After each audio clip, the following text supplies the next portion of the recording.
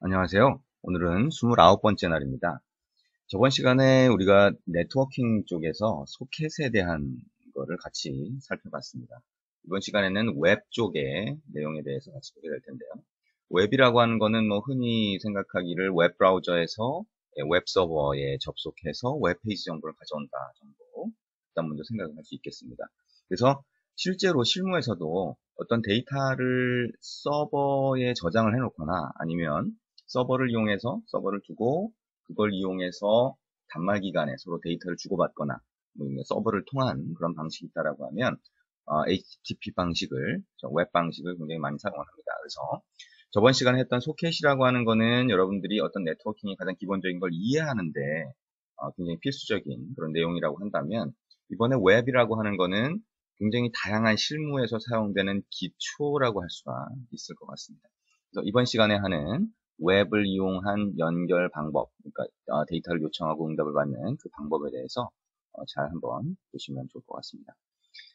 자, 웹이라고 하는 거, HTTP라고 하는 프로토콜을 사용합니다. 저번 시간에도 잠깐 얘기했지만, 자, 소켓이라고 하는 거는 커넥션을 하나 만들게 되고요. 그래서 서버 소켓이라고 하는 게 클라이언트로부터 들어온 요청, 그 커넥션을 받아들이고, 그 다음에 요청 정보를 받아서 다시 응답을 보내줄 수 있는데, 그때 클라이언트 소켓을 이용해서 연결을 하게 되죠. 그래서 그것처럼 이 안드로이드 클라이언트가 있다라고 하면 소켓 클라이언트처럼 웹 서버 쪽으로 연결을 해서 그 다음에 응답을 받아오게 될 텐데요. 그 위에서 어떤 커넥션 위에서 데이터를 주고받는 포맷이 그죠? 데이터의 소위 프로토콜이라고 하는데 이게 포맷이 HTTP라고 하는 규약 내지는 HTTP는 이렇게 보낸다, 이렇게 받는다 라고 하는 거에 맞춰서 데이터를 주고받는다 라고 생각을 하면 편할 것 같아요. 그래서 HTTP도 그 바탕에는 소켓 연결을 일반적으로 사용을 하게 되죠.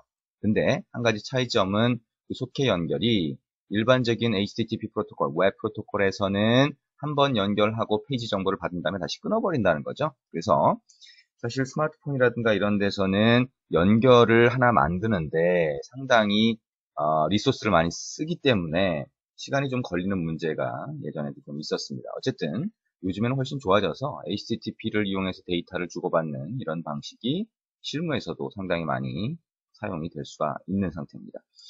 자, 그러면 웹이라고 하는 걸 이용해서 어떻게 쓰냐? 자, 어떻게 그러면 소켓 연결을 하는 것처럼 웹 서버에 요청해서 데이터를 받냐? 일반적인 자바에서, 표준 자바에서 사용하는 HTTP 연결 방식을 안드로이드에서 그대로 사용할 수 있습니다. 자, 소켓 쪽에서 했었죠? 자, 소켓. 표준 자바에서 사용하는 소켓을 안드로이드에서 그대로 사용할 수 있다라고 얘기했었죠? 똑같습니다. 그죠? 그래서 웹이라고 하는 거를 표준 자바의 웹 연결 방식을 그대로 사용할 수 있는데 차이가 뭐예요? 저번 시간에 했던 것처럼 소켓도 그런 형태로 똑같이 사용할 수 있지만 안드로이드이기 때문에 버튼을 눌렀을 때 뭔가 처리를 할 수 있게 화면을 구성해야 되고 그러면 액티비티라고 하는 걸 구성해야 되고 버튼을 눌렀을 때 동작을 하게 하는데 얘가 블러킹이 되면 안 되잖아요. 계속 대기 상태로 있으면 안 되니까 별도의 스레드를 만들어서 동시 작업을 이용해서 그죠? 메인 UI는 그대로 돌아가고 그 다음에 별도로 데이터 요청하는 걸 스레드로 만들어서 하게 되는데 그때는 핸들러라고 하는 걸 사용을 한다. 똑같이 생각을 하면 되겠죠. 그 방식이 소켓이 아니라 웹이라고 하는 HTTP라고 하는 방식을 사용한다라고 생각을 하면 될 것 같습니다. 자, 그러면 이 정도까지 보고요. 실제 코드를 한번 만들어 보도록 하겠습니다. 우리가 저번 시간에 그 소켓 서버, 표준 자바로 소켓 서버를 만들었고, 그 다음에 표준 자바로 소켓 클라이언트를 만들어서 연결을 해봤고요. 그때 표준 자바로 된 소켓 클라이언트가 안드로이드에서 어떻게 변경이 되는지 그 내용에 대해서 같이 해봤습니다. 그러면 안드로이드 소켓 클라이언트라고 저번 시간에 만든 게 있었는데요. 이거를 그대로 사용해서 웹 방식으로 HTTP로 연결하는 그런 코드로 한번 수정을 해보도록 하겠습니다. 그러면 안드로이드 소켓 클라이언트라고 만든 게 있겠죠? 그러면 이 프로젝트를 선택을 하신 다음에 컨트롤 C 복사를 합니다. 그 다음에 그냥 딴 데다 놓고 컨트롤 V 하면 프로젝트 전체가 복사가 돼서 붙여넣기가 되겠죠. 그러면 이름을 동일한 이름이 있기 때문에 다른 걸로 바꿔달라고 해요. 그러면 요 앞에 copy of라고 되어 있는 거를 바꿔가지고 안드로이드 소켓 클라이언트가 아니라 이번에는 안드로이드 웹 클라이언트라고 한번 바꿔보도록 하겠습니다. OK를 누르게 되면 이렇게 카핑 프로젝트 이렇게 나오면서 자, 여기 보시면 안드로이드 웹 클라이언트라고 하는 새로운 프로젝트가 만들어진 거를 보실 수가 있습니다. 자, 그래서 지금 이거 복사를 하나 한 거고요. 프로젝트 전체가 복사가 된 겁니다. 그러면 소스 쪽을 이렇게 열어보면 org 안드로이드 타운 소켓 클라이언트로 되어 있잖아요. 그죠? 패키지 이름도 그대로 다 복사가 되네요. 자, 그러면 하나씩 바꿔보도록 하겠습니다. 우리가 복사를 했으니까요. 자, 패키지 이름을 딴 걸로 한번 바꿔볼게요. 자, 그러면 패키지 선택하신 다음에 오른쪽 마우스 버튼 리팩터 밑에 보면 rename이라고 있어요. 그래서 패키지 이름을 딴 걸로 바꿀 수 있습니다. 패키지 이름에서 소켓 클라이언트라고 된 부분을 웹 클라이언트라고 이것도 바꿔볼게요. 그러면 OK를 누르면 되겠죠. 아하, 패키지 이름이 알아서 바뀌었습니다. 그렇죠? 그 다음에 이 파일 이름이 있어요. 그죠? 메인 액티비티가 되는 파일 이름도 안드로이드 소켓 클라이언트 액티비티라고 해서 프로젝트가 만들어졌을 때 자동으로 만들어진 소스가 될 겁니다. 자, 이것도 선택하신 다음에 오른쪽 마우스 버튼 리팩터, 리네임이라고 해서 안드로이드 소켓 클라이언트 액티비티가 아니라 안드로이드 웹 클라이언트 액티비티라고 바꿔보도록 하겠습니다. 피니쉬 버튼 눌렀고요. 아하, 그러면 이렇게 바뀌었네요. 한번 자바 소스를 들어가 볼까요? 그랬더니 자, 여기 보시는 것처럼 여기 메인 액티비티의 클래스 이름이 자동으로 바뀐 거를 보실 수가 있고요. 패키지 이름도 여기 있는 것처럼 자동으로 바뀐 거를 보실 수가 있습니다. 여기 우리가 태그라고 해서 로깅을 위해서, 그죠? 로그를 위해서 만들어 놨던 정보는 바뀌지는 않았어요. 우리가 지정을 한 거기 때문에. 그러면 여기에 들어가 있는 요 정도, 요 정보 정도를 그대로 복사해서 붙여넣기를 하면 뭐 나머지는 코드상에서 바꿀 건 없을 겁니다. 자동으로 얘가 바뀌었으니까요. 자, 그리고 이게 이제 가장 기본적으로 프로젝트를 복사해서 패키지 이름 바꿨고 메인 액티비티의 이름을 바꾼 그런 내용이라고 보시면 됩니다. 그런 과정이죠. 자, 그 다음에 여러분들이 이제 매니페스트를 한번 열어보세요. 매니페스트를 열어보면 여기에 패키지라고 해서 매니페스트 태그 바로 밑에 보면 패키지라고 해서 있는데 이게 이전 패키지 이름으로 되어 있네요. 이게 안 바뀌었네요. 그렇죠? 자, 이 이클립스가 자동으로 바꿔주면 좋을 텐데 아직도 안 바꿔줍니다. 자, 그래서 org 안드로이드 타운 소켓 클라이언트로 되어 있는 거를 웹 클라이언트라고 패키지를 바꿔주면 됩니다. 자, 매니페스트는 직접 열어서 이렇게 바꿔주면 될 거고요. 밑으로 또 내려가 보면 자, 우리가 애플리케이션이라고 하는 태그 안에 액티비티 태그, 이게 이제 메인 액티비티죠. 자, 메인 액티비티라고 하는 건 어떻게 알아요? 여기에 있는 인텐트 필터라고 하는 거에 메인하고 런처라고 하는 게 있죠. 그죠? 그러면 얘가 메인 액티비티예요. 근데 메인 액티비티는 보통 여기에 패키지 이름이 지정이 돼 있으면 그 다음에 어떻게 돼요? 이 뒤에다가는 요 메인 액티비티의 네임 부분 이름에다가는 점으로 시작하는 또는 요즘엔 점이 없어도 되죠. 점으로 시작하는 요 뒤에 있는 이름이 클래스 이름이 되겠죠. 메인 액티비티 클래스 이름이 됩니다. 근데 우리가 패키지 이름을 바꾸면서 얘가 자동으로 앞에다 붙여줬어요. 그러면 그냥 이걸 없애도 되죠. 그 다음에 안드로이드 웹 클라이언트 액티비티라고 이렇게 만들어 놓으면 될 겁니다. 그러면 우리가 처음 프로젝트를 만든 것처럼 그런 정도의 세팅이 되는 거죠. 자, 그러면 여기서 컨트롤 S 눌러서 저장을 해보면 이런 메시지가 떠요. 매니페스트의 중요한 정보가 바뀌었는데 다시 전체적인 설정 같은 거를 변경을 해줄까요? 실제 얘가 매니페스트를 바꾸거나 이렇게 하게 되면 빌드를 다시 하는 그런 과정들을 거치게 되고요. 그리고 또 저기 gen이라고 하는 폴더 밑에 보면 자동으로 rfile이 제너레이트 되면서 소스에 자동으로 그런 것들을 지정을 해주게 되는데요. 그 정보들을 다시 만들어 줄까요? 라고 하는 의미라고 생각하시면 됩니다. yes라고 누르시면 되고요. 그러면 갑자기 에러가 생겼죠? 그래서 이 프로젝트 안에 보시면 자바 소스에 에러가 생긴 걸 보실 수 있습니다. 다시 가보면 자, 여기 임포트 하는데 빨간 표시가 되어 있는 걸 보실 수가 있어요. 그러면 컨트롤 시프트 알파벳 O 누르시면 에러가 없어지게 되죠. 컨트롤 S 누르면 에러가 없어집니다. 자, 이게 임포트를 이전에 있는 R 파일, r.java 파일을 임포트하는 이런 형태로 되어 있는데 이걸 자동으로 바꿔준 거죠. 어쨌든 여기까지 하면 여러분이 기존 소스를 복사를 하신 겁니다. 그러면 이제 여기서부터 출발을 하도록 하겠습니다. 기존 소스 같은 경우에 어떻게 돼 있어요? 이걸 실행을 해보시면 위에 버튼 하나 있고 아래쪽에 텍스트 뷰가 전체 나머지 여유 공간을 채우고 있고 버튼을 누르면 소켓 클라이언트가 소켓 서버로 연결을 했었는데요. 우리는 이번에는 웹으로 바꿔보는 겁니다. 근데 웹 서버는 일반적으로 있는 포탈 웹 서버 같은 거 그냥 사용할 수 있으니까요. 클라이언트만 수정을 해보도록 하겠습니다. 자, 그러면 이 버튼이라고 하는 거, 리퀘스트 버튼을 눌렀을 때 우리가 리퀘스트 스레드라고 하는 걸 만들어서 그 스레드 안에서 보면 리퀘스트라고 해서 이 안에서 소켓으로 연결을 했었는데요. 자, 이 부분을 우리가 웹 연결로 바꿔보려고 합니다. 자, 그러면 이 부분을 일단 그대로 놔둔 상태에서 이 윗부분에부터 차례대로 웹 클라이언트 쪽으로 바꿔보도록 하겠습니다. 자, 기존에 자바에서는 표준 자바에서는 웹 리퀘스트를 하기 위한 가장 간단한 방법이 뭐냐면 HTTP URL 커넥션이라고 하는 걸 사용하는 방법입니다. 그래서 HTTP URL 커넥션이라고 하는 건 여러분이 원하는 어떤 웹 페이지가 있다라고 하면 그걸 URL로 먼저 만들어줘야. 자, 여기 URL이라고 하는 거, 자, small URL로 변수 이름을 만들고 이거는 new URL로 만듭니다. 그 다음에 이 뒤에다가 URL을 직접 넣어주시면 돼요. 예를 들면 HTTP 자 모바일 쪽에 네이버 사이트를 접속을 한번 해보겠습니다. m.naver.com이라고 하면 자 이걸로 URL을 하나 만들어주는 거예요. 그러면 빨간 줄이 나와 있죠? 컨트롤 쉬프트 알파벳 O를 눌러줍니다. 자 그러면 여기 URL 객체입니다. 여러분이 원하는 웹페이지가 있으면 그걸 지정하는 하나의 정보라고 볼 수 있겠죠. 그 다음에 이 정보, URL이라고 하는 이 객체가 하나 만들어지면, 인스턴스가 만들어지면 거기에 보시면 오픈 커넥션이라고 있어요. 그래서 오픈 커넥션을 하면 이 메소드를 호출하면 어떻게 되냐면 URL 커넥션이라고 하는 객체가 하나 만들어집니다. 그게 이 사이트로 접속하는 연결이라고 보시면 되겠죠. 연결 정보라고 보시면 될 겁니다. 그거를 어떻게 하냐면 HTTP URL connection이라고 하는 변수로 받아줍니다.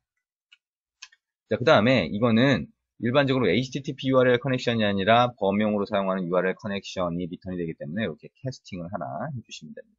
컨트롤 쉬프트 알파벳 O 눌러볼게요. 자, 그러면 이제 HTTP로 요 m.naver.com이라고 하는 사이트를 접속하는 커넥션이 하나 만들어진 거예요. 자, 그 다음에 이렇게 커넥션이 만들어지는데 실제 내부적으로는 지금 이 시점에 커넥션이 만들어진 건 아닙니다. 그냥 커넥션을 위한 객체를 하나 만들었다고 보시면 되겠죠. 그래서 이 객체가 만약에 널이 아니면 커넥션이 널이 아니라고 하면 그러면 실제 연결을 하고 우리가 요청을 하고 응답을 받을 겁니다. 그래서 그렇게 할 때 우리가 이 커넥션이라고 하는 게 HTTP라고 하는 이 웹 방식은 이게 예를 들면 요청 방식, 리퀘스트 메소드라고 하는 게 있어서 그게 게시냐 포스트냐 이런 것들이 구분이 되죠. 그죠? 그래서 여기에 몇 가지 파라미터를 세팅을 할 수가 있을 거야. 그래서 여기 커넥션에 보시면 set request method라고 하는 게 있습니다. 여기 있죠? 그래서 이 request method를 예를 들면 get이라고 이렇게 넣어주게 되면 get 방식으로 우리가 받겠다는 거야. 자, 웹이 익숙하지 않으면 HTTP 방식 자체가 익숙하지 않으면 이런 파라미터를 설정한다 정도만 생각을 하셔도 될 겁니다. 자, 그 다음에 set do input하고 output이라고 하는 게 있어요. 이거를 전부 다 일단 true로 만들어 주시면 됩니다. 자, 이렇게 만들어 주시고요. 그 다음에 커넥션에 대해서 예를 들면 타임아웃 정보 같은 게 있어요. 자, set timeout, set connect timeout이라고 있습니다. 그래서 이거는 내가 연결을 하는데 연결이 안 되는 경우가 있을 수 있겠죠? 그래서 10초 동안 예를 들면 기다려라라고 하면 밀리세컨드 단위에서 만이라고 하는 값을 입력을 하면 10초 동안 얘가 연결 시도를 하다가 안 되면 그만하겠죠? 타임아웃 돼서. 자, 그래서 이렇게 몇 가지 파라미터를 설정을 해준 거고요. 파라미터를 설정해 준 다음에 이제 커넥션을 하게 됩니다. 자, HTTP URL 커넥션이라고 하는 거, 그건 실제 커넥션을 연결을 하는 시점. 자, get response code라고 하는 게 있는데요. 이걸 호출하면 커넥션이 연결이 되게 됩니다. 그렇죠? 커넥션이 하나 만들어진 상태에서 연결을 하는 부분, 이 부분이 되겠죠. 자, 그리고 이 연결을 해서 요청을 하게 됩니다. 그죠? 내가 연결을 했어요. 연결을 했고 그걸 이용해서 내가 웹사이트, 우리가 지정한 이 위에 있는 웹사이트에 대한 정보를 요청하게 되죠. 그리고 그렇게 되면 이게 정상인지 아닌지 이런 상태값을 알 수가 있어요. 그래서 이거를 response code라고 하는데요. 우리가 get response code라고 하면 그 코드 값을 받을 수가 있으면서 동시에 연결을 하게 된다라고 생각하시면 됩니다. 그래서 이 코드 값이 res 코드라고 하는 이 값이 만약에 HTTP URL 커넥션이라고 하는데 보시면 그 밑에 HTTP 시작하는 상태 값들이 있어요. 그 중에 OK라고 하면 정상적으로 서버에서 응답이 온 거예요. 그래서 정상적으로 서버에서 응답이 왔다면 이제 그 응답 정보 결국 뭐예요? 요 사이트의 이 페이지의 정보가 될 겁니다. 그죠? 그래서 이 페이지에 대한 정보가 넘어온 거다라고 하는 의미가 되기 때문에 그 정보를 받아서 뿌려보도록 하면 되겠죠. 자, 그러면 우리가 이 커넥션에서 응답을 받는 거니까 커넥션에 대해서 자, 보시면 get input stream 있어요. 자, 그리고 소켓에서도 input stream, output stream을 이용해서 내가 쓰거나 아니면 읽을 수 있었죠. 자, 여기서는 응답을 받아서 읽는 거니까 get input stream이라고 하는 걸 이용해서 하나의 리더 객체를 만들어 보자. 리더가 뭐예요? input stream, 들어오는 데이터가 있으면 그거를 스트링 데이터로 읽고 싶을 때, 그럴 때 리더라고 하는 객체를 만들 수 있었죠. 그래서 자, 이거는 new input stream이니까 input stream reader라고 하는 걸로 하나 받아서 새로운 객체를 만들어 주게 되죠. 그러면 얘가 input stream 객체가 하나 만들어질 텐데요. 이걸 다시 new buffered reader라고 하는 걸로 만들어주면 여러분들이 줄 단위로 처리할 때 가장 쉽게 처리할 수 있는 게 buffered reader라고 하는 거죠. 그래서 이걸 하나 만들어주도록 하겠습니다. buffered reader 객체를 만드네요. 자, reader라고 해서 하나 만들어 보겠습니다. Ctrl Shift 알파벳 O 누르면 자동으로 인풋가 되죠. 자, 그러면 요청한 웹페이지 정보를 처리할 수 있는 객체를 하나 만든 거예요. 그러면 이 정보를 처리를 해야 되겠죠? 자, while 구문으로 한번 처리를 해보겠습니다. while true 한 다음에 자, 이 리더 객체에 대해서 점 해보시면 readline이라고 있어요. 아까 줄 단위로 처리할 수 있다 그랬죠? buffered reader. 자, 뭐 표준 자바를 아시는 분들은 해보신 분들은 쉽게 알겠지만 혹시 잘 안 해보신 분들, 익숙하지 않아 보신 분들은 이렇게 readline이라고 하면 하나의 한 줄이 리턴이 되는 거죠. 줄 단위로 하나씩 이렇게 읽어드리는 거니까요. 그래서 만약에 이 줄 단위로 읽은 게 만약에 데이터가 더 이상 없다라고 하게 되면 그러면 널 값이 넘어오게 되죠. 그래서 널이라고 하면 break 아니면 어떻게 해요? 이거를 뿌려주면 되겠죠. 어디다가 우리가 소켓의 결과를 마지막에 어떻게 했었어요? 저번 시간에 텍스트 뷰에다가 액티비티 안에 텍스트 뷰에다가 뿌려줬죠. 어떻게? 이 밑에 보시면 append text라고 하는 걸 이용해서 그 정보를 뿌려줬었어요. 그죠? 그러면 append text라고 하는 거를 어떻게 해요? A-line이라고 하는 걸 append text로 뿌려줘라. 그죠? append text 메소드로 호출하면서 A-line이라고 하는 이 한 줄 읽어드린 거를 여기다가 넣어주면 되겠죠. 그죠? 파라미터로 넣어주면 될 겁니다. 자, 이게 이제 while 구문을 이용해서 한 줄씩 읽어서 텍스트에 뿌리는 부분이라고 할 수가 있고요. 자, 그 다음에 이게 다 끝났어요. while 구문이 끝났어요. 다 읽은 거겠죠? 그러면 reader라고 하는 거를 close 해주고요. 그 다음에 커넥션도 아예 끊어버릴까요? 네. 뭐, 커넥션 끊는 건 요 바깥에서 해줄 수 있겠죠. 자, 이 코드 바깥에서 예를 들면 커넥션도 한번 끊어줘 볼게요. 자, 그러면 disconnect라고 하는 게 있어요. disconnect를 호출하면 커넥션도 끊을 수 있을 겁니다. 자, 여기까지 하고 기존의 소켓 부분은 소켓으로 처리하던 부분은 그대로 선택해서 delete를 해주면 될 겁니다. 자, 그러면 우리가 뭘 한 거예요? 우리가 스레드에서 요 데이터를 요청해서 뿌리는 부분, 그 부분, request라고 하는 메소드 안에 있는 부분만 이런 식으로 변경을 했습니다. HTTP URL 커넥션이라고 하는 걸 이용해서 특정 웹사이트의 페이지 정보를 지정하거나 그렇게 한 거죠. 그렇게 해서 연결을 해서 그 정보를 받아서 append text로 텍스트 뷰에다가 뿌린 거가 되겠습니다. 자, 여기까지 하고 한번 실행을 해볼게요. 어떻게 실행이 되는지 한번 해보겠습니다.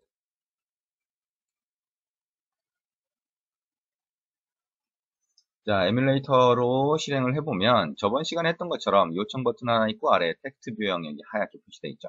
자, 요청을 한번 해보면 자, 지금 이렇게 나옵니다. 이게 뭔가요? 자, 이게 아까 지정한 뭐죠? 자, m.naver.com이라고 하는 사이트에 있는 결국에는 메인 페이지가 되겠죠. 메인 페이지의 데이터라고 보시면 됩니다. 그렇죠? 근데 메인 페이지의 데이터가 원본 그대로 HTML이라고 하는 이 문서 자체로 넘어왔기 때문에 이런 형태로 보이게 되는 거죠. 그렇죠? 네, 그래서 이런 형태로 보인다라고 하는 거를 생각을 하시면 되겠습니다. 자, 지금 이번 시간에 한 거, 자, HTTP라고 하는 걸 이용해서 우리가 데이터를 요청하는 방법에 대해서 했는데요. 자, 이런 형태로 해서 포털 사이트의 어떤 특정한 웹페이지를 가져오는 거. 이렇게 원본 그대로 보이지만 이걸 여러분이 만약에 웹뷰라고 해서 그 안에다가 뿌려주면 그러면 웹페이지가 그대로 보이겠죠. 근데 웹페이지를 단순히 이렇게 요청하는 거면 우리가 이렇게 힘들게 하지는 않겠죠. 웹뷰를 써서 그냥 하면 되니까. 그렇게 하는 게 아니라 실제로는 여러분들이 웹 서버를 구성을 하겠죠. 그리고 필요한 서블릿이 되면 서블릿 아니면 여러 가지 웹 서버 상의 특정한 정보를 제공할 수 있는 모듈을 만들어 놓고 그 모듈을 요청하면 여러분들이 원하는 데이터만 받아서 처리를 하는 그런 형태로 일반적으로 만들게 될 겁니다. 자, 여기까지 해서 가장 기본적인 형태로 웹을 HTTP를 이용해서 요청하는 방법을 봤습니다. 자, 제공되는 프로젝트 파일 중에요. 여러분이 샘플 HTTP 클라이언트라고 하는 샘플 프로젝트가 있어요. 그걸 한번 열어보시면 될 겁니다. 그래서 샘플 HTTP 클라이언트라고 하는 데 가보시면 거기에 메인 액티비티 자바 소스가 있어요. 샘플 HTTP 클라이언트 액티비티라고 하는 자바 소스가 있습니다. 자, 거기에 가보시면 지금 우리가 했던 거는 HTTP URL 커넥션이라고 하는 걸 이용하는 방법인데요. 자, 거기에 가보시면 거기는 조금 틀려요. 그래서 뭘 사용하냐면 여기 있는 것처럼 HTTP 클라이언트라고 하는 걸 사용합니다. 자, 그래서 여기 보시면 HTTP URL이라고 하는 걸 만들어서 거기에 HTTP URL 커넥션을 오픈 커넥션으로 받고 뭐 이렇게 하는 게 아니라 여기서는 디폴트 HTTP 클라이언트라고 하는 걸 이용해서 인스턴스를 하나 만들어줘요. 그러면 이게 어디에 들어가 있는, 어디에 정의된 거냐면, 자, 여기 위에 갖다 놓으면 이렇게 나오죠? org, 아파치, HTTP 이렇게 나옵니다. 그죠? 자, 아파치라고 하는 거 잘 아시죠? 그죠? 아파치에 들어가 있는 HTTP 클라이언트 모듈인 거예요. 그래서 이 모듈을 사용하면 여러분들이 웹 페이지 정보 또는 웹을 이용해서 요청을 하거나 응답을 받아서 처리할 때 필요한 여러 가지 모듈 기능을 굉장히 잘 넣어놨습니다. 그러다 보니까 실무에서는 아까 여러분이 기본적으로 HTTP URL 커넥션이라고 하는 걸 사용하는 경우도 있지만 지금 여기 보시는 HTTP 클라이언트를 사용하는 경우가 상당히 많이 있습니다. 그래서 지금 여기 보시는 이 코드에서 보시면 어쩌고 저쩌고 이렇게 쭉 나와 있죠? 이 코드 부분을 좀 이해를 해보시는 게 좋을 것 같아요. 설명을 간단하게 드리면 여기 있는 것처럼 디폴트 HTTP 클라이언트라고 하면 얘가 웹 클라이언트가 되는 겁니다. 그 다음에 여기 보시면 아까 우리가 게시니 포스트니 이런 방식 요청했죠. 그죠? 그래서 이거는 포스트로 요청하는 거예요. 그래서 HTTP 포스트라고 하는 걸 이용해서 뭐 아까처럼 m.naver.com이라고 하는 URL을 딱 준 다음에 여기 보시면 클라이언트라고 하는 거에다가 execute라고 하는 걸 이 메소드로 호출하죠. 그래서 HTTP 포스트라고 하는 이 인스턴스를 넘겨줍니다. 그러면 여기에 들어가 있는 URL 정보를 이용해서 이 클라이언트가 요청을 하고 응답을 받게 됩니다. 그리고 여러분이 이제 그 데이터를 요청하고 응답을 받을 때 그때 파라미터를 넘기는 경우가 있죠. 그렇죠? 그 뭐 예를 들면 m.naver.com으로 가는데 그 안에 예를 들면 뭐 데이트 값이 어떤 값으로 해서 그다음에 페이지가 뭐 자료실이면 자료실의 이름이 뭐고 뭐 이런 식으로 해서 파라미터를 더 넘겨줄 때가 있을 겁니다. 그런 것들을 여기 보시는 것처럼 named value pair라고 해서 자 여기 있는 것처럼 이런 식으로 필요하면 파라미터를 집어넣을 수가 있는 거죠. 자, 그렇게 해서 HTTP 포스트라고 해서 여기다가 다 설정을 한 다음에 클라이언트로 넘겨줘서 실행을 하는 그런 방식이라고 보시면 됩니다. 그러면 여기에서 똑같이 리스판스가 오게 되는데요. 이 리스판스가 결국에는 이 요청에 대한 응답 데이터가 되겠죠. 그래서 요 밑에 보시면 아까 우리가 기본적으로 해봤던 응답 처리 방법하고 동일하게 그냥 결과를 찍어본다라고 하는 걸 보실 수가 있을 겁니다. 자, 그래서 이 코드라고 하는 거, 이 밑부분은 똑같죠, 그죠? 그리고 아까 우리가 만들어봤던 그 프로젝트 그대로 또 복사해서 아니면 거기에 리퀘스트라고 하는 메소드 부분을 밑에 부분 동일하게 쓰면서 이 부분만 바꿔서 사용을 해도 돼요. 그렇죠? 이 부분만 HTTP URL 커넥션 대신에 HTTP 클라이언트라고 하는 걸로 변경을 해서 사용을 할 수 있다라고 하는 거. 자, 기본적인 코드이긴 하지만 여러분들이 지금 이 과정 다 이해를 하는 게 굉장히 중요합니다. HTTP로 연결하는 가장 기본적인 방법. 그리고 저번 시간에 우리가 소켓이라고 하는 걸 이용해서 연결을 했는데 거기에서 안드로이드에서 가장 기본적으로 네트워크를 이용해서 그죠? 네트워킹을 이용해서 데이터를 요청하고 응답을 받는 기본 구조가 이렇게 되는구나. 이렇게 그런 걸 봤는데요. 이걸 이해하고 사용을 할 수 있도록 그렇게 연습을 해보는 게 굉장히 중요하다라고 얘기할 수가 있겠습니다. 자, 이게 이제 웹을 이용해서 HTTP를 이용해서 처리할 때 아파치의 HTTP 클라이언트를 이용하는 그런 코드가 될 거고요. 여러분이 한번 실행해서 어떻게 돌아가는지, 어떻게 동작이 되는지 한번 보시면 될 것 같습니다. 자, HTTP를 이용해서 요청하는 가장 기본적인 내용에 대해서 했고요. 자, 그 다음 부분을 더 보도록 하겠습니다. 자, 제공되는 프로젝트 중에서 샘플 웨더 포캐스트라고 하는 프로젝트 파일이 있습니다. 자, 그걸 한번 열어보시고요. 자, 그걸 열어보신 다음에, 자, 이게 뭐 어떻게 되고 저렇게 다르게 되고 이런 걸 다 떠나서, 자, 이 프로젝트를 한번 실행을 해볼게요. 실행을 먼저 해보면, 선택하고 Run as Android Application 해서 에뮬레이터 쪽으로 실행을 먼저 해보도록 하겠습니다. 자, 실행을 해서 보면, 자, 상단에 입력하는 인풋 박스가 하나 있고요. 에디트 텍스트죠. 그 다음에 인풋 박스 있고 오른쪽에 show라고 하는 버튼이 있고 아래쪽에 아이콘이 지금 5개가 있어요. 그래서 서울 코리아라고 자동으로 입력이 되어 있는데 여기에 show라고 하는 버튼을 눌러보면 weather refresh 날씨 정보 업데이트 중이라고 하는 대화 상대 잠깐 나온 다음에 뭐가 나오나요? 날씨 정보가 나옵니다. 자, 한국의 서울의 지금 현재 날씨가 되겠죠. 그 다음에 여기 보면 humidity 뭐예요? 습도가 됩니다. 지금 기온하고 영하 3도네요. 그죠? 기온하고 습도하고 나오고요. 그 다음에 이거는 뭐 Sunday, Monday 그래서 뭐 내일 날씨, 모레 날씨 뭐 이런 식으로 해서 앞으로의 날씨 정보가 표시가 되는 겁니다. 그래서 오늘은 맑은데 뭐 내일은 뭐 흐리고 이런 식으로 정보가 들어가 있는 거죠. 그래서 지금 여기 보시는 이 날씨 정보는 구글의 날씨 정보를 가져온 겁니다. 여러분이 우리나라의 날씨 정보를 보통 제공하는 어떤 포털 사이트 많이 있습니다. 그죠? 그 중에 기상청에서 제공하는 거 또는 네이버 사이트 같은 데서 제공하는 거 이런 걸 사용하시면 훨씬 정확한 날씨 정보를 얻을 수 있어요. 왜냐면 뭐 우리나라에서 제공하는 거니까 더 자세하겠죠. 근데 구글, 지금 말씀드린 이 구글 사이트 같은 경우에는 전 세계의 날씨를 전부 다 제공을 합니다. 그래서 정확도는 좀 떨어지지만 어느 정도까지는 다 맞아요. 그래서 자세한 걸 원하면 국내 사이트를 연동해서 날씨 정보를 보여주면 되고요. 아니면 글로벌한 서비스를 원한다. 그렇죠? 요즘엔 글로벌 앱을 만드는 게 굉장히 유용할 때가 많습니다. 그럴 때는 지금 보시는 구글 날씨 정보를 사용할 수도 있고요. 그리고 구글 날씨 정보 같은 경우에는 지역을 굉장히 세분화해 놨습니다. 마찬가지로. 그래서 여러분이 시도 단위까지, 시군 단위까지 지정을 해서 날씨 정보를 뽑을 수 있고 또 한 가지는 경위도 좌표를 이용하면 여러분이 지금 현재 있는 곳의 날씨 정보를 얻을 수도 있습니다. 그러면 여러분이 만약에 외국에 여행을 갔다 거기가 어딘지 몰라요. 근데 GPS만 켜면 거기에 해당하는 날씨 정보를 받을 수가 있다는 겁니다. 자, 그런 형태로 글로벌 서비스를 할 때 구글 날씨 정보를 사용할 수 있다. 그래서 이렇게 보여줄 수 있다는 거예요. 그러면 이 정보를 과연 어떻게, 어디에서 온 정보를 연동을 하는 걸까라고 하는 거를 지금 우리가 같이 한번 보도록 하겠습니다. 자, 여기 메인 액티비티가 있어요. 여기 들어가 보시면 자, 일단은 RES 밑에 레이아웃 밑에 보시면 main.xml이 있는데 이 main.xml이 아까 그 화면 구성을 한 거겠죠. 그렇죠. 그래서 화면 구성한 걸 가서 보시면 에디트 텍스트 버튼 이게 첫 번째 줄에 보이는 걸 거고요. 그 다음에 보니까 여기 중간에 weather view라고 하는 게 있네요. weather view라고 하는 게 태그 추가되어 있어요. 그러면 이것도 view일 텐데 직접 만든 뷰가 되겠죠. 그러면 weather view라고 하는 클래스가 하나 정의가 되어 있겠구나 라고 보시면 될 거고요.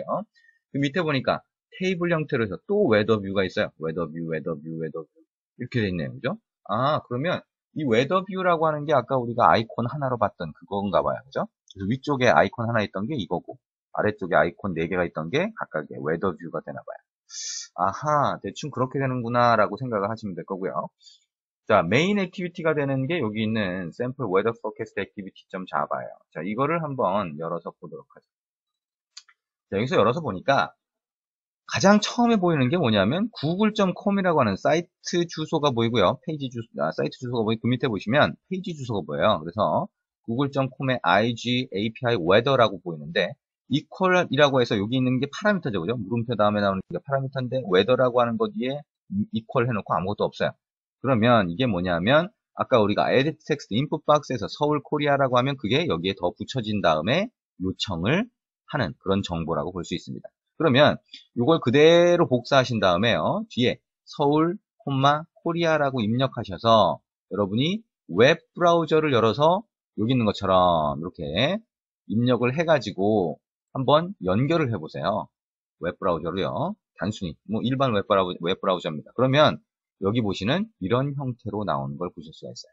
자, 구글의 날씨 정보 서비스는 지금 보시는 것처럼 서비스를 해주는데 이렇게 XML 포맷을 정의를 해서 이 XML 포맷으로 그냥 일반 사이트에서 제공을 해주는 정보입니다. 그러면 여러분들이 애플리케이션이 아니라 앱이 아니라 그냥 일반 웹 브라우저에서 그대로 보실 수 있어요. 그래서 아까 우리가 봤던 정보 뭐예요? 아하, 여기 날짜 정보 같은 것도 나오네요. 위치 정보 우리가 넣었던 거 서울 코리아 나옵니다. 그죠? 그 다음에 여기 있는 current conditions라고 하는 태그 안에 보니까 지금 날씨가 어떻고 여기 보니까 바람이 어떻고 습도가 어떻고 이런 게 나오네요. 그죠? 그 다음에 여기 보니까 forecast conditions라고 해서 forecast condition 1, 월, 화수 이렇게 내일 모레 비 뭐 이런 식으로 해서 4일 동안 날씨 예측 정보죠. 그죠? 예보라고 할 수 있는데 그 정보가 여기 들어가 있네요. 그러면 우리가 해야 되는 건 뭐예요? 자, HTTP로 돼 있으니까 웹 클라이언트로 이 주소로 요청을 한 다음에 이 넘어오는 이 응답을 처리해서 아까 그런 화면으로 보여주면 될 겁니다. 그죠? 자, 근데 한 가지 문제가 생기죠. 뭐가 생기나요? 아까 우리가 HTTP를 이용해서 요청을 하고 응답을 받는 가장 기본적인 코드는 해봤어요. 근데 응답이 너무 복잡하네요.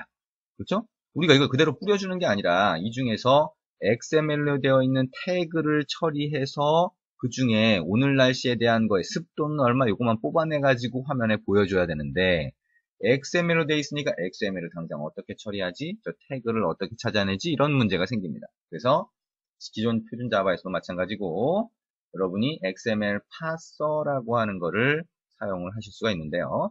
XML 파서는 대표적으로 삭스 파서라고 하는 게 있고 그 다음에 돔 파서라고 하는 게 있습니다. 뭐 그거는 하나씩 보시면 될 텐데요. 어쨌든 그 정도까지 보면서 다시 소스로 돌아가 보시면 소스를 한 번씩 보면 되겠죠. 자, on create 이 액티비티가 메모리에 만들어졌네요. 그쵸? 그때 호출이 됐어요. 자, main.xml이라고 해서 화면 구성을 했어요. 그리고 화면에 설정을 했어요. 그 다음에 버튼을 눌렀을 때 처리하는 부분이 있네요. 그러면 우리가 관심 있는 게 이 부분이죠.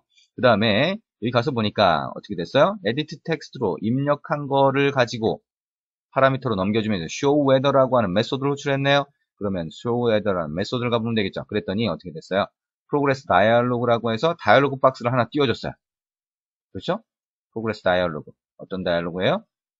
아까 날씨 정보 업데이트 중이라고 해서 얘가 뱅글뱅글 도는 거 그거를 이런 형태로 해서 간단하게 뿌려준 겁니다.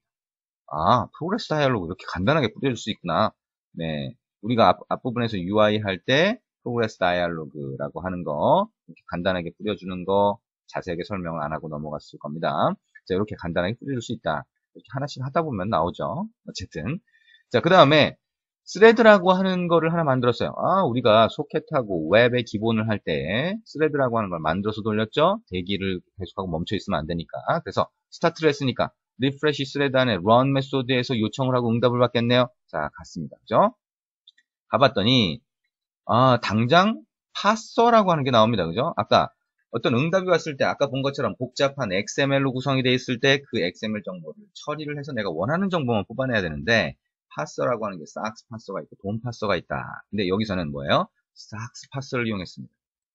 삭스 파서. 그럼 이게 뭔지 잘 모르더라도 이걸 이용해서 뭔가 처리를 해서 XML 안에 있는 데이터를 뽑아낼 수 있다.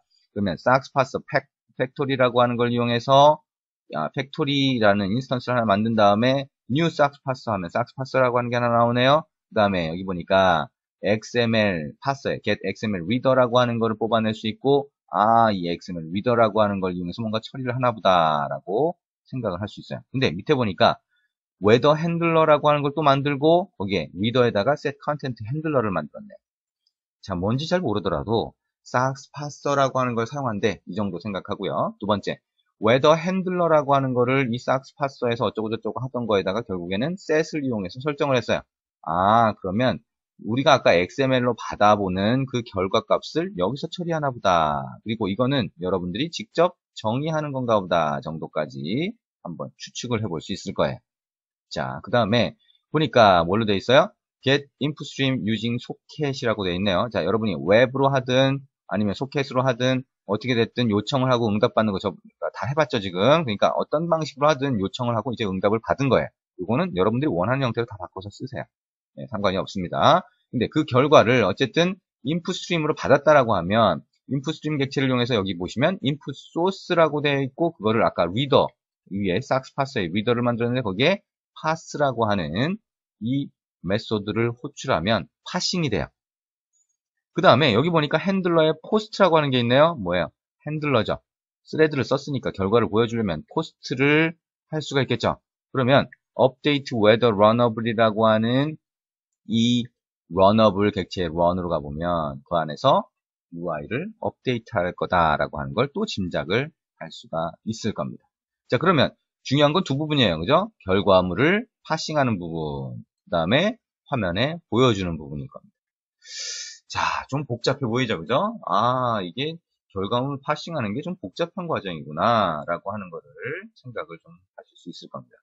자, 뭐 HTTP로 요청을 하는 거든 여러분이 아까 말씀드린 것처럼 여러분이 원하는 형태로 하시면 돼요. 자, 어쨌든 그 과정들이 있었다라고 하게 되면 결국에는 어떤 파싱 과정이 있을 거고 여기 보시는 것처럼 update whether runnable이라고 해서 그 파싱한 결과물을 보여주는 방법이 있을 거예요. 그래서 보니까 파싱한 결과물을 여기서 보여주는 것 같은데 여기 보니까 핸들러, whether 핸들러라고 아까 우리가 파싱할 때 뭔가 사용한다 그랬죠, 그죠? 그럼 거기에서 whether set이라고 하는 걸 가져오네요. 그 다음에 여기 보니까 update weather info view라고 되어 있어요. 아마 모르긴 모르겠지만 우리가 아까 main.xml에서 weather view라고 하는 걸 하나 만들어서 거기다 아이콘으로 보여주거나 날씨 정보를 보여줬는데 그 정보를 업데이트하는 것 같죠. 그렇죠? 아까 우리가 오늘 날씨, 그 다음에 앞으로 4개 날씨가 있었는데 그 4개 날씨하고 이런 것들이 딱 매칭이 되니까 이 메소드 안에서 그 정보를 업데이트 해주나 보죠. 그렇죠? 자, 여기까지는 대충 코드만 봐도 짐작할 수 있을 겁니다. 그 다음에 프로그레스 다이얼로그를 없애준 거죠. 자, 지금 일단 설명하는 중간이긴 한데요. 지금 코드가 조금 복잡하게 보인다. 아, 이거 좀 너무 코드가 많은 거 아니야? 이렇게 생각하더라도 나중에 날씨 정보 연동할 때 이걸 그대로 갖다 복사하셨을 겁니다. 그죠? 여러분의 앱을 만들 때. 그러니까 정확히 이 코드 부분에서 의미하는 게 뭐다 정도를 이해하는 게 굉장히 중요해요. 이 코드 자체를 일일이 내가 만들어야 된다가 중요한 게 아니라 이걸 그냥 복사해서 쓰세요. 그죠? 카피 페이스트해서 쓰시면 됩니다. 근데 정확히 얘가 의미하는 게 뭐다? 여기 있는 거, runnable이 왜 필요하다? 왜 필요해요? 스레드를 만들었고, 그러다 보니까 UI 업데이트 할 때 핸들러를 이용해서, 그죠? 포스트를 해줬으니까, runnable이 있고, 여기서는 그러면 UI 업데이트 해주는 부분이네? 그러면 파싱은 또 어디서 하지? 아까 weather 핸들러를 이용해서 처리를 했으니까, 이쪽으로 가보면 되겠네? 이런 형태로 이해를 하시는 게 중요하다는 겁니다. 그러면, 프로젝트 파일 안에 이쪽에 별도로 패키지를 해놨는데요. 여기 보시면 weather handler라고 있어요. 아하, 이게 우리가 뭔가 파싱하는 부분이겠네 라고 해서 가보면 될 겁니다. 자, 이 여기에 가보면 디폴트 핸들러를 상속하는 weather 핸들러가 하나 정의되어 있어요. 이건 여러분이 직접 정의하는 거라고 보시면 됩니다. 그래서 이거는 디폴트 핸들러는 뭘까요? 자, 여기 보시는 것처럼 자, 삭스 파서를 사용할 수 있게 미리 핸들러라고 하는 걸 정의해 놓은 거예요. 그래서 그걸 상속을 하면 여러분들이 직접 처리하는 핸들러라고 하는 걸 정의를 할 수가 있어요. 그래서 밑으로 내려가 보면 start document라고 하는 메소드가 있습니다. end document라고 하는 메소드가 있습니다. start element라고 하는 메소드가 있습니다. 자, 안드로이드에서는 우리가 직접 호출하는 메소드가 아니라 예를 들면 안드로이드 시스템에서 자동으로 호출되는 메소드 어떤 게 있어요? onCreate. 그 뭐예요? 액티비티가 메모리에 만들어질 때 onCreate가 자동으로 호출되잖아요. 그렇죠? 그것처럼 여기에 보이는 스타트 다큐먼트 이런 것들이 또 뭐냐면 삭스 파서라고 하는 게 동작을 할 때 어떤 태그나 이런 것들을 딱 만나게 되면 이런 메소드들을 자동으로 호출해 주는 겁니다. 그러면 자동으로 호출해 주니까 내가 이 메소드를 재정의를 해서 그죠? 정의를 해서 그 안에서 필요한 정보를 처리를 해주면 그러면 각각의 태그 정보를 확인해서 처리할 수가 있겠죠. 그래서 스타트 다큐먼트라고 하는 거는 이 XML 문서가 시작이 되는 부분, 엔드 다큐먼트는 끝나는 부분에서 이렇게 자동으로 호출이 돼요. 그 다음에 스타트 엘리먼트는 태그가 시작되는 부분. 예를 들면 아까 우리가 이 원본에서 XML 원본에서 익스플로러에서 봤던 원본에서 보면 여기에 있는 예를 들면 forecast information, 그 다음에 current conditions 이런 게 시작 태그죠, 그죠? 그 다음에 슬래시하고 current conditions가 end 태그입니다, 그죠? 그러면 start 태그가 딱 나왔을 때 current conditions라고 하는 키워드를 주면 얘를 찾아낼 수 있는 거예요. 그러면 오늘 날씨 중에서 습도를 알고 싶어요. 그러면 어떻게 돼요? 여기에 있는 humidity data라고 하는 태그를 그 안에서 찾으면 되겠죠. 그리고 여기 보면 temperature F 데이터, C 데이터로 돼 있어요. 예, 그게 섭씨, 화씨, 외국에서는 화씨, 그 파렌하이트라고 해서 화씨를 쓰잖아요, 그죠? 섭씨로 몇 도, 화씨로 몇 도 이런 것들이 나옵니다. 우리나라는 뭐 화씨, 섭씨를 쓰니까요. C, temp C 데이터라고 하면 현재 기온이 나오겠죠. 자, 이런 형태로 찾을 수가 있다는 거예요. 코드로 다시 돌아가서 보면, 아하, 그러네요, 그죠? 우리가 봤던 오늘 날씨 뭐예요? current conditions라고 하는 거를 찾은 거예요. 뭘로? 매칭해서 문자열을 매칭한 거예요. 뭐하고? local name하고. 아하, 얘가 태그 네임인가 보네요, 그죠? 그러면 이 local name하고 비교했더니 이게 오늘 날씨네요. 아하, 오늘 날씨. 그 다음에 오늘 날씨에 대해서 그러다 보니까 weather current condition이라고 하는 새로운 클래스를 하나 정의해서 여기다가 인스턴스를 만들어서 넣어줬네요. 그렇죠? 그렇게 됐고요. 이 밑에 보면 오늘 날씨라고 하는 것 중에서 여기 보니까 아하, 템프C가 뭐예요? 지금 오늘 날씨의 현재 기온을 섭씨로 받는 거죠. 그죠? 아하, 그러면 이게 else if로 돼 있으니까 태그를 아까처럼 이런 식으로 구분하다가 이 forecast condition 말고 아까 그 웹브라우저로 가보면요. forecast condition 그죠? 여기 있는 current conditions 요거 말고 이 안에 있는 것도 전부 다 일일이 스타트 태그가 나오면 무조건 호출이 되나 봐요. 그죠? 그래서 여기에 있는 current conditions 말고 다른 태그 중에서 여기에 있는 tempc 데이터 이게 오면 어떻게 돼요? 처리를 해주면 되죠. 그렇죠? 그래서 current conditions가 왔을 때는 오늘 날씨에 해당하는 정보를 담아놓을 수 있게 weather current condition이라는 객체를 하나 만들고 그 다음에 그 안에서 tempc라고 하는 게 오겠죠. 이렇게 tempc 데이터 이런 것들이 오게 되면 그러면 현재 기온이니까 아까 위에서 만들었던 current conditions라고 하는 객체에다가 내가 정보를 설정해 주면 될 겁니다. 자, 이게 SAX 파서를 이용하는 방법이에요. 그래서 SAX 파서라고 하는 것, 지금 아까 얘기했지만, 자, 일단 다른 것보다 여기 있는 것처럼 태그가 발견이 되면 무조건 이 SAX 파서가 이 안에 있는 이 메소드를 호출해 줍니다. 그러면 태그의 이름을 가지고 이렇게 매칭을 하거나 해서 그 안에 있는 정보들을 뽑아내서 설정을 해주는 방식이라고 할 수가 있습니다. 그렇죠? 자, 뭐 이렇게 생각을 하시면 될 거고요.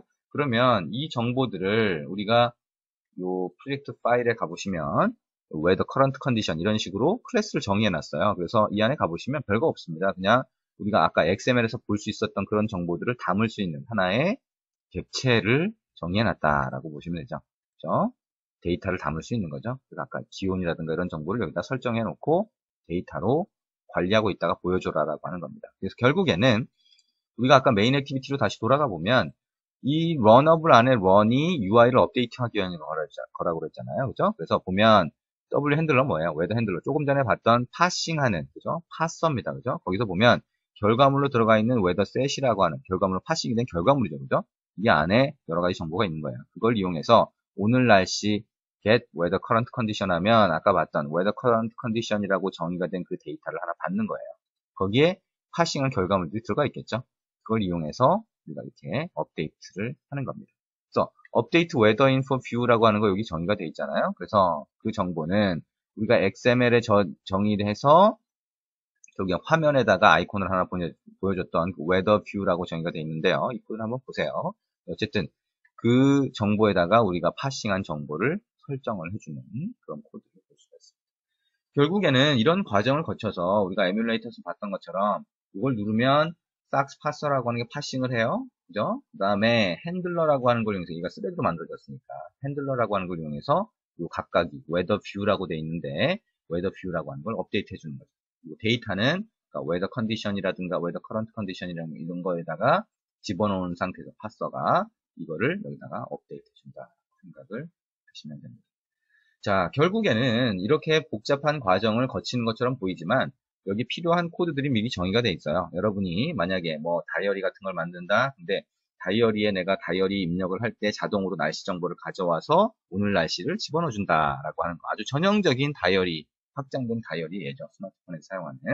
그래서 옛날에는 많이 만들었지만 지금 뭐 너무 많긴 하지만 어쨌든 그런 것처럼 여러분이 날씨 정보를 일종의 유틸리티처럼 연동을 하는 거죠. 부가 정보처럼 연동을 해서 앱에다 집어넣고 싶을 때 여기에 있는 코드를 일부 변형을 해서 집어넣으실 수 있고요. 아까 말씀드린 것처럼 중요한 거 웹으로 요청하는 거. 아까 우리가 웹의 기본, HTTP 기본 했던 거, 소켓의 기본 했던 거 이런 기본적인 구조를 이해하면서 이 날씨 정보를 가져오는 이 프로젝트의 구조를 이해하신다면 그렇게 어렵지 않다는 겁니다. 그리고 나머지는 여러분이 그대로 복사해서 쓰시되 이게 어떤 형태로 처리되고 그 중에 중요한 메소드는 뭐다 정도까지는 이해를 하고 사용을 하시면 좋을 것 같습니다.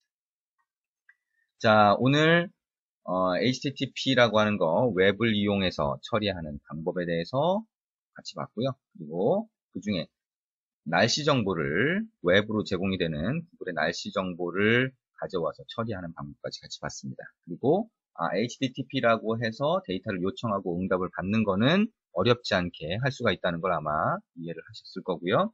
그렇게 했을 때 응답이 XML이라든가 이런 걸로 오게 되면 그러면 데이터가 많거나 했을 때 그 중에 어떤 내가 원하는 데이터를 뽑아내는 과정이 좀 복잡해질 수 있구나. 그리고 오늘 그 데이터를 처리하는 방법 중에 싹스 파서라고 하는 걸 이용해서 처리하는 그 코드를 같이 한번 봤습니다. 자, 이제 다음 시간에는 데이터를 웹으로 요청해서 받는 그런 데이터를 처리하는 방법 중에 돔 파서를 이용하는 방법을 같이 보게 될 겁니다. 그래서 전형적인 예 중에 하나가 이제 그 웹으로 어떤 데이터를 요청하는 전형적인 예 중에 하나가 이제 RSS라고 하는 게 있고요. RSS는 일반적인 연예 기사, 최신 연예 기사가 뭐가 있지? 이런 것들을 웹을 이용해서 여러분들이 만든 앱에 연동할 때 RSS라고 하는 프로토콜을 이용해서 연동하는 경우가 많이 있습니다. 뭐 예전에는 상당히 많이 이제 스마트폰에서 쓸 거다라고 했는데 지금은 뭐 의외로 많이 쓰진 않죠.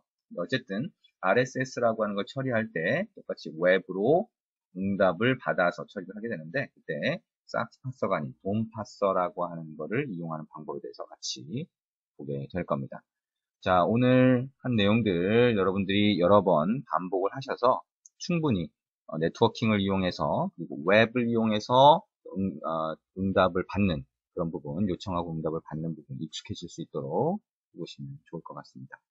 수고하셨습니다.